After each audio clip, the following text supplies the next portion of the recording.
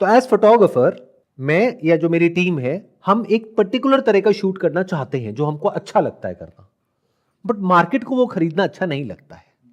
बिकते वही शॉट्स हैं जो पिछले बहुत सालों से बिकते आ रहे हैं। मतलब कि एक पैटर्न है जहां पे क्रिएटिव शॉट्स लोग देख करके बोलते तो हैं कि ये बहुत अच्छा है, बट खरीदता कोई नहीं है। खरीदते क्या है?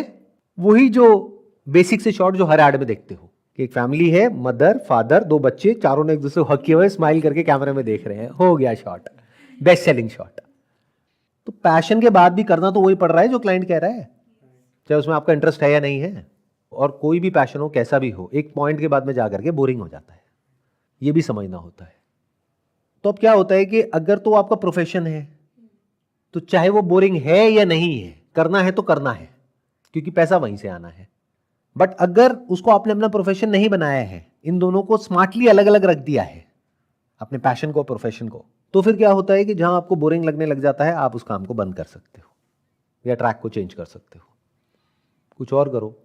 आपने अभी बताया कि ओवरथिंकिंग इज गुड।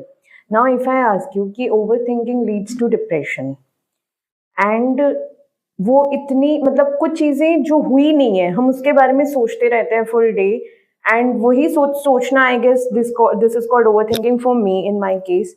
एंड हम उसी चीज को सोच के सोचते हैं कि बस ऐसा होगा तो क्या होगा, तो मेरा रिएक्शन इस बेसिस पे कैसा होगा।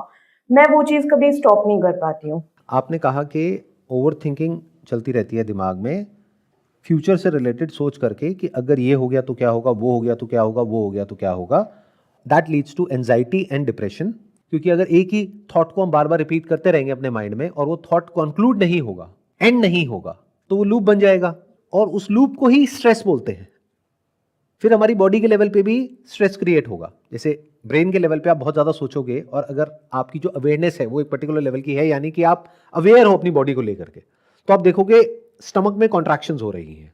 मतलब सोच रहे हो दिमाग में, लेकिन स्टमक में कुछ सेंसेशंस हो रही हैं। स्टमक के लेवल पे प्रॉब्लम होनी शुरू हो गई है, डाइजेशन के लेवल पे प्रॉब्लम होनी शुरू हो गई है। अब इसका सोल्यूशन क्या है? जो स्पेसिफिकली आपने पूछा कि फ्यूचर से रिलेटेड मेरे माइंड में बहुत सारे सिनेरियोज क्रिएट हो जाते हैं जिसको लेकर के ओवर थिंकिंग चलती रहती है। तो जो भी वो सिनेरियोज हैं वो बहुत ज़्यादा नहीं होंगे, कुछ गिने चुने होंगे। वो मैं बता देता हूँ क्या होंगे। एक रिलेशनशिप से रिलेटेड होगा तो उसका वर्स्ट केस भी देख लो, बेस्ट केस भी देख लो, मिड केस भी देख लो। वर्क से रिलेटेड होगा, काम से रिलेटेड, बेस्ट केस देख लो, मिड केस देख लो, वर्स्ट केस देख लो, तीनों की प्लानिंग कर लो। यही तरीका है और कोई तरीका नहीं है।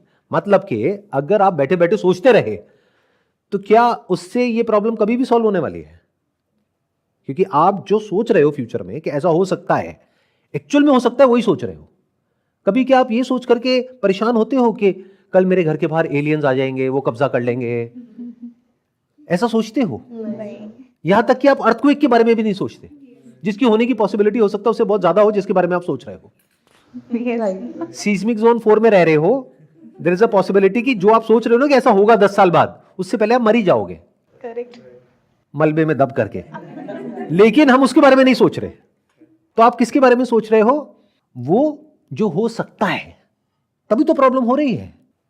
अब आप ये समझो कि आप सोच क्या रहे हो। फिर आप ये सोच रहे हो कि मेरी ये रिलेशनशिप है, इसमें कल को ये हो गया तो क्या होगा,